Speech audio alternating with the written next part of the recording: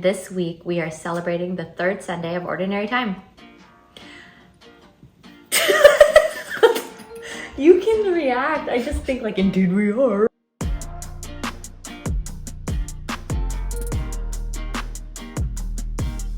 Welcome to the Gospel Truth. I'm Dean. And I'm Audrey, and this week we are celebrating the third Sunday of Ordinary Time. Yeah. Yeah. And you know what third Sunday is about? Unity. Unity. Team. Football. Working. Oh, football? Yeah, the 49ers are playing today, right? Oh, yeah. To win. That's But yeah. that's not that's the priority.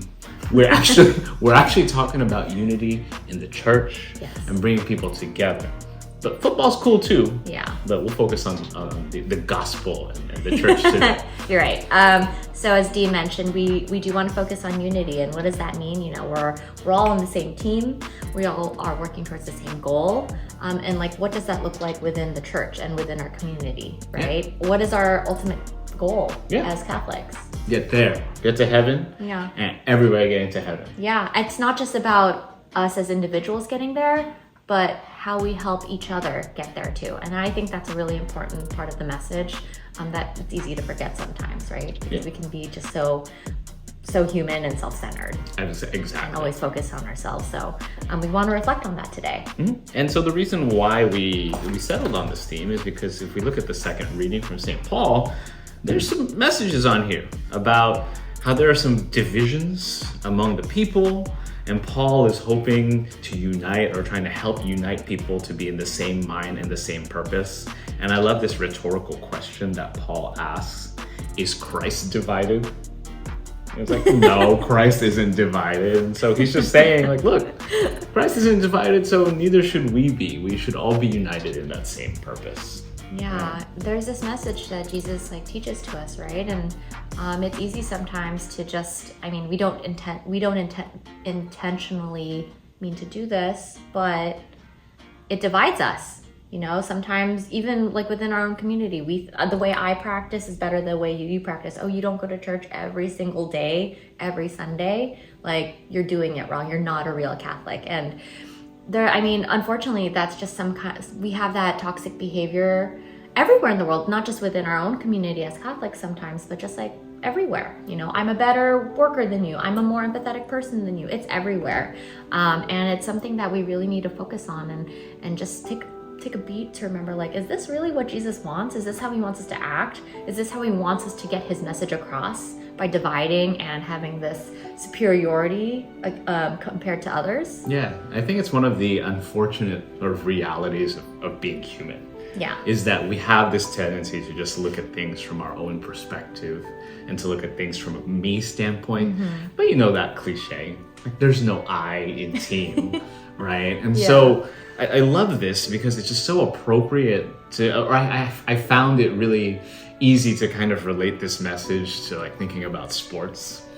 And I always find it funny when I see people at the stadium and they're wearing like the same team jersey, but then they get into a fight with each other for some reason. Yeah. And it's like, wait, you're rooting for the same team as this person.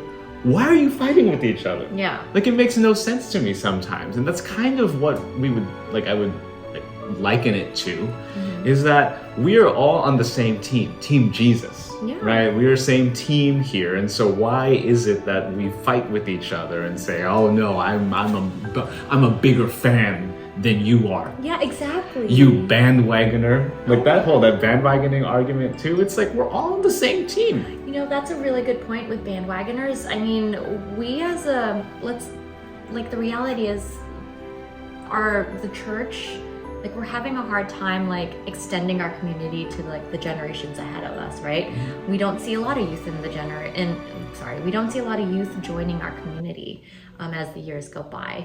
And you know, similar to like the OG fans and the bandwagoners, we can't have that kind of attitude, right? Like, and if I were the youth and I saw a lot of tension within the church and a lot of like judgmental like energy, like, I would be hesitant to join like a community like that, or a team. If I saw a team that it had bad chemistry, and I'm a free agent, and I'm like looking around trying to see which team am I joining this year. why am I going to join a team with bad chemistry? Yeah, I wouldn't want to be a part of that. Exactly. Why would I want to join like a team whose fan base is like, there's such division within the fan base, Yeah. right? And so that's something we also have to think about too, right? We wanna create a welcoming and safe environment for those in our community who wish to join us, and we and can feel they can openly join us without intimidation. Yeah.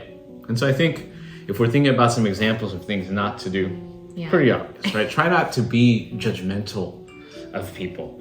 Try not to have this attitude of like, I've been an OG Warriors fan for many years and these bandwagoners don't know what they're talking about. Yeah. It's like, no, we're on the same team. Yeah. Right? So try and be aware of when that creeps into your mind, so that way you can just be more welcoming. Yeah. And if someone, wants to join our community or, like is a little curious about what's going on in your world, don't shut that out, right? Like these relationships need a lot of care and like a lot of,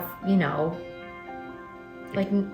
Empathy and nurturing. Right? Yeah, it's we're not going to see results immediately.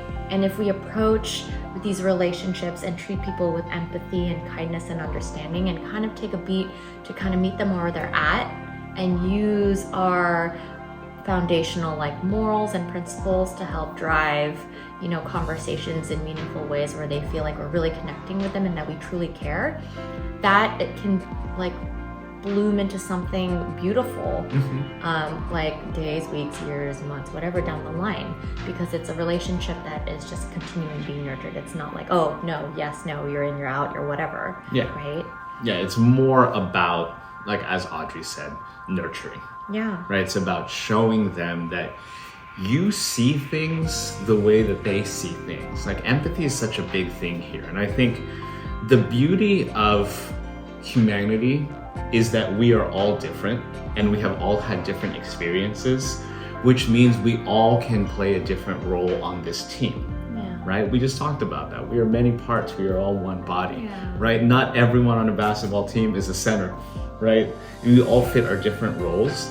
And so in that same way, by being empathetic to others and kind of understanding their experiences rather than judging them, what you do is you enrich your own experience, because it's I didn't see things the way that you did, but thank you for sharing that with me because now I see it differently, right? It enriches your own experience too. Empathy is not just great for the other person, but it's great for you. And so I think that's really the big idea here, is that by creating unity, we're all better off. The whole is greater than the sum of its parts. I love that. Yeah. And so, just, I guess, moving forward, we really want you to really practice, thinking about being humble, not being judgmental, taking a beat to really be empathetic and really understand where someone is coming from when they're reaching out to you, instead of shutting them out or instead of judging them for decisions they made. I mean, our job is to be fishers of men. Yeah. And how else to do that than by fostering really healthy relationships, but through empathy. Yeah, exactly. All right. Well, that's the third Sunday. Thanks for joining us again. Thanks for joining us. We hope you have a great week and we'll see you next week. Bye. Bye.